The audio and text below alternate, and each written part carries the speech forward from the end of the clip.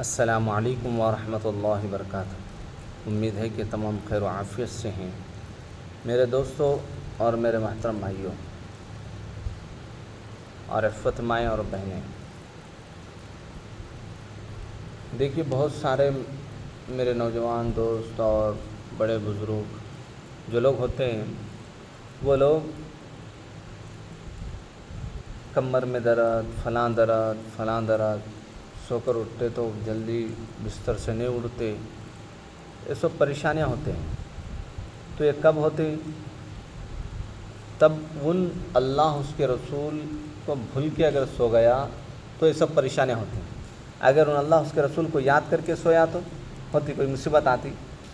ایک مثال دیکھو کیسی ہے کہ ان دواخانے بتا رہا ہے، سب کچھ کر رہا ہے، لیکن بیماری ختم نہیں ہو رہی، پریشانی دور نہیں ہو رہی، تو اگر کوئی ملصاب ملے تو ملصاب کے پاس جا کے دعا پڑھا لیا تو نسبت قرآن کی برکت سے اس کی بیماری ختم ہو رہی، انہیں شفا ہو رہا ہے۔ تو ایک پڑھ کے پھونکنے کی نسبت سے اگر ان اچھا ہو سکتا تو پھر کون دعا پڑھ کے اگر ان سویا تو اس کو درداں ہو سکتے کیا؟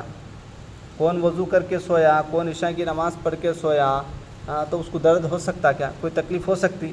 نہیں ہو سکتی۔ تو ہم اللہ کو بھول گئے تو تمام پریشانیاں ہمارے لیے آنا شروع ہوگی۔ اگر ہم اللہ کی یاد کریں تو آتی پریشانیاں نہیں آتی۔ تو ہم اللہ کو یاد کرنا چاہیے، رات کے ٹائم وضو کرنا، پھر اس کے بعد عشاء کی نماز پڑھنا، پھر اس کے بعد ہمیں سبحان اللہ پڑھنا 33 مرتبہ، پھر الحمدللہ 33 مرتبہ، اللہ اکبر 34 مرتبہ پڑھنا، پھر آیت الکرسی اور چاروں قل یاد ہوں تو وہ پڑھنا، پھر سونے کی دعا پڑھنا، پھر اس کے بعد آرام کرنا۔ دیکھیے وہ صبح تمہارے لیے کیسی سہانی رہے گی۔ یہ سب چیزیں کر کے سونا چاہیے۔ اب ہمیں کیا کرتے ہیں؟ گپا نہ مارتا چبوتر پہ بیٹھ کو، وہ دیکھتا یہ دیکھتا اور دیوانے کے ساتھ یوں دباتا رہتا، کیا ہو کیا ہے سیل میں دباتے رہتا، ارے مار رہے، ارے آیا رہے گیا رہے، لوڈو کھیلتا، وہ کھیلتا، یہ کھیلتا، لاسٹ میں جا کے پیڑ ہو کر سو جاتا ہے کہ مریا کی نہیں معلوم، ایسا سوتا، صبح میں اٹھ جانے مل کو اٹھانا ہے اس کو۔ اب ایسا سویا تو اللہ دیتا، صحت دیتا، نحوست آ جاتی اس کو، کہاں سے اللہ کی صحت ملیں گی؟ اسی لیے میرے دوستو، وقت ضائع کیے بغیر اللہ کو یاد کر کے سو جاؤ۔ کیا معلوم کہ اگر وہی رات ہماری اور آپ کی موت آ جائے تو پھر ہماری کس حالت میں موت آئیں گی؟ نماز، وضو، پھر اس کے بعد قرآن کی آیتیں، پھر اس کے بعد درود شریف، دعا، پھر کتنی پیاری موت ہوگی۔